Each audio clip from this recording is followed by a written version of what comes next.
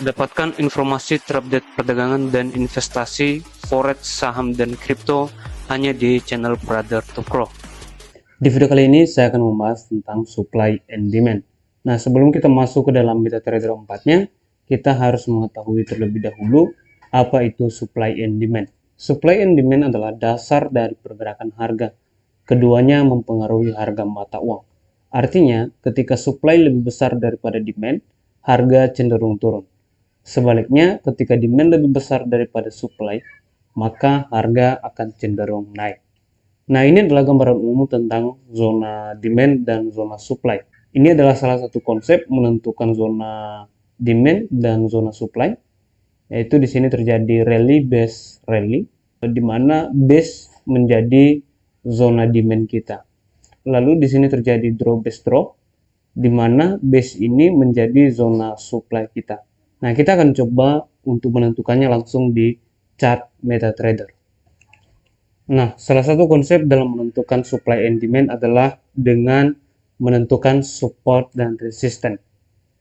Di mana di sini kita bisa lihat bahwa harga melakukan kenaikan, lalu melakukan pembalikan arah yaitu penurunan.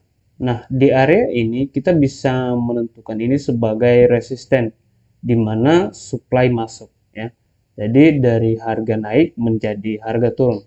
Jadi kita bisa menentukan area daripada supply. Nah, di sini teman-teman juga bisa lihat dari harga turun lalu melakukan kenaikan, kita bisa blok dari candle merah ini. Lalu di sini kita bisa menentukan sebagai zona demand. Nah, kenapa kita bisa mengatakan itu adalah zona demand? Karena di sini dari harga turun, ya, seller lebih dominan daripada buyer. Lalu di sini berbalik arah, di mana buyer melakukan transaksi yang lebih besar sehingga berhasil melakukan pembalikan arah. Nah, itu adalah bagaimana cara kita menentukan zona supply demand dengan konsep support dan resistance. Nah, yang kedua kita akan coba bagaimana melihat konsep rally based rally dan drop based drop. Nah, teman-teman bisa lihat di sini ya, di mana harga melakukan rally ya atau bullish. Teman-teman bisa lihat setelah melakukan bullish, ada seller yang mencoba masuk. Teman-teman bisa blok candle bearish ini dan tidak mampu untuk mengalahkan buyer ini, maka buyer kembali melakukan transaksi yang lebih besar daripada seller ini. Maka terjadi rally di sini ya, atau bullish yang cukup besar, dan di sini adalah konsep rally base rally. Jadi untuk base ini kita bisa menentukan ini sebagai zona demand. Nah, teman-teman juga bisa lihat bagaimana reaksi setelah terjadi demand di sini, di mana harga berada di area daripada zona demand ini dan tidak mampu menembus dan melakukan pembalikan arah.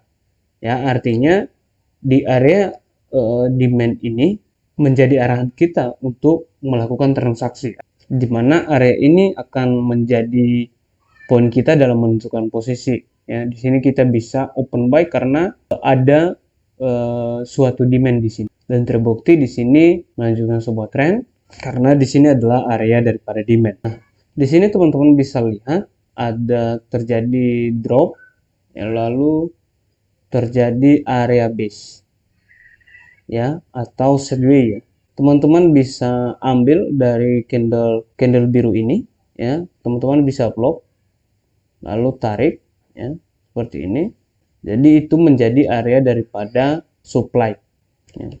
Alasannya adalah terjadi drop di sini yang signifikan, lalu buyer mencoba masuk, di mana kita bisa lihat ditandai oleh candle biru yang mencoba untuk melakukan pembalikan arah, tapi di sini seller lebih dominan. Maka setelah terjadi base ini, maka harga kembali melakukan drop yang cukup besar. Ya, artinya setelah terjadi pergerakan ini, maka area ini kita bisa lihat konsolidasi seperti contoh awal tadi, maka kita bisa blok dan tarik. Ini bisa kita namakan sebagai zona supply. Ya, teman-teman juga bisa lihat ketika harga melakukan kenaikan, selalu akan rejection di area daripada zona supply ini. Ya, Jadi ini area yang paling efisien bagi kita untuk melakukan open posisi sell. Konsep yang ketiga adalah cara menentukan supply and demand order block.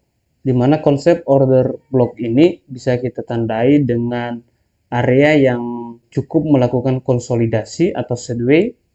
Alasannya karena biasanya institusi besar tidak ingin terlihat bahwa mereka sedang ingin melakukan transaksi. Jadi mereka akan memanipulasi market itu dengan cara masuk secara kecil-kecilan, ya, agar tidak terlihat.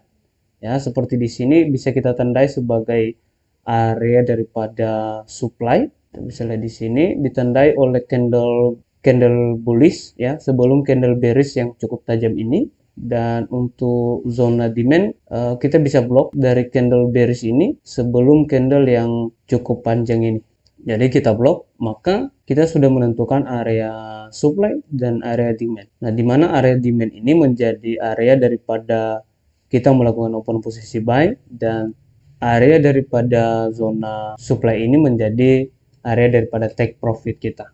Jadi teman-teman bisa lihat area ini melakukan konsolidasi. Di sini naik, di sini turun, lalu naik, turun, lalu naik lagi. Ya, jadi di area ini kita bisa melakukan open buy maupun sell. Jadi patokan kita adalah zona supply dan demand ini. Ya, dimana di sini lagi melakukan rally base rally, ya. Dimana di sini bisa kita tandai rally base. Ya, di sini base lalu rally. Ya, kita bisa blok dari candle bearish ini itu menjadi zona demand kita. Kenapa? Di sini candle bullish. Lalu ada base di sini, kenapa? Karena ada seller yang mencoba masuk, tapi buyer lebih mendominasi di sini sehingga melakukan kenaikan. Artinya kita bisa melihat di sini ada zona demand. Nah, semudah itu bagaimana cara menentukan zona supply dan demand. Nah, sekarang bagaimana strategi trading menggunakan supply and demand. Nah, di sini teman-teman bisa lihat di area ini saya tandai sebagai zona supply. Kenapa? Karena di sini terjadi suatu pergerakan yang sangat besar. Nah, sebelum pergerakan yang sangat besar ini, yaitu terjadi drop, saya blok, dan itu adalah menjadi zona supply. Lalu selanjutnya di sini ada zona demand, ditandai dengan candle bearish yang cukup panjang. Ya, kenapa saya tidak menggunakan candle biru ini? Karena ini badannya terlalu kecil, jadi saya berpatokan terhadap candle bearish yang terakhir. Jadi saya blok, itu menjadi area daripada demand zone. Nah, strategi trading kita bisa entry sell di area daripada supply zone. Sebenarnya di sini kita bisa open posisi buy di sini. Di sini dicoba di retest, artinya ada kemungkinan untuk meretest supply zone-nya. Jadi sebenarnya bisa kita open buy di sini, lalu take profit di area supply zone.